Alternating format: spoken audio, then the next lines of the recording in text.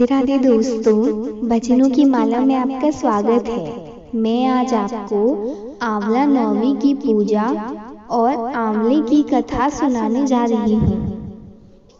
यह त्योहार कार्तिक महीने की नवमी को मनाया जाता है। इसको अखे नवमी भी कहते हैं। इस दिन आंवले की पूजा होती है। अगर किसी बाग में ना जा सको तो आंवला की एक डाली तोड़वा या मंगवाकर तुलसी के गमले में लगाकर पूजा कर लेते हैं। इस त्योहार की पूजा औरतों ही करती हैं।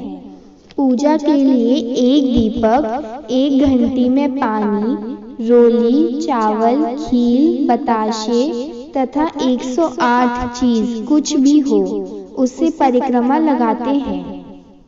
कुछ पैसे भी रख लेते हैं। भजन गाए जाते हैं, परिक्रमा लगाते हैं। पूजा करके पूजा का सामान मालिक को दे देते हैं। पूजा के बाद कहानी सुनते हैं, पक्का खाना बनाते हैं, बधाया भी गाते हैं। आंवले के पेड़ में पूजा के समय धागा, सूत भी लपेटा जाता है। आंवले की कथा। एक बुढ़िया थी। वह रोज सुबह उठकर कार्तिक नहाती थी। जमुना जी में नहाकर रोजाना सोने के आंवले दान करती थी। यह उसके बेटे व बहू को अच्छा न लगा। उन्होंने कहा कि ये तो सारा सोना खत्म कर देगी।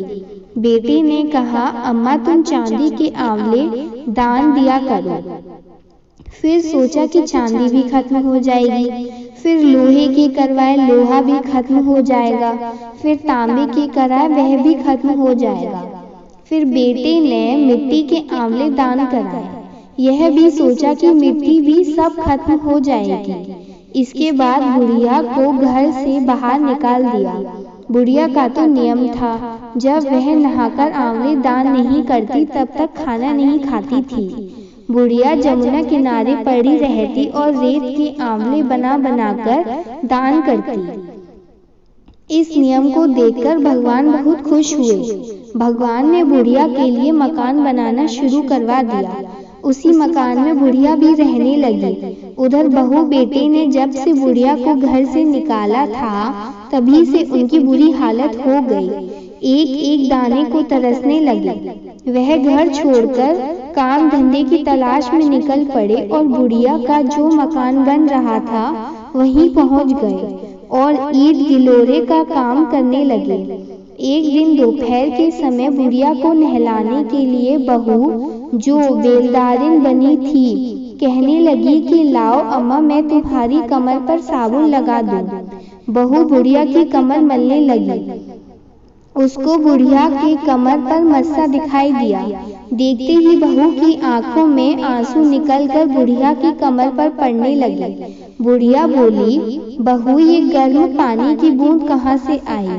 बहू ने कहा, अम्मा तुम्हारी कमर पर जो मस्सा है उसको देखकर मुझे अपनी सास की याद आने लगी।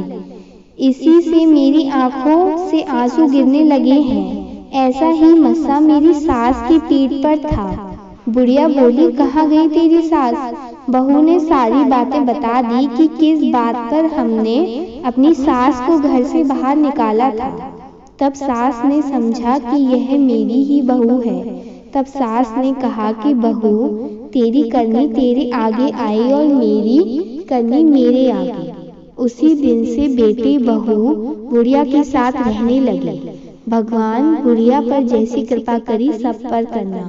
बुढ़िया मरने पर स्वर्ग पहुंची।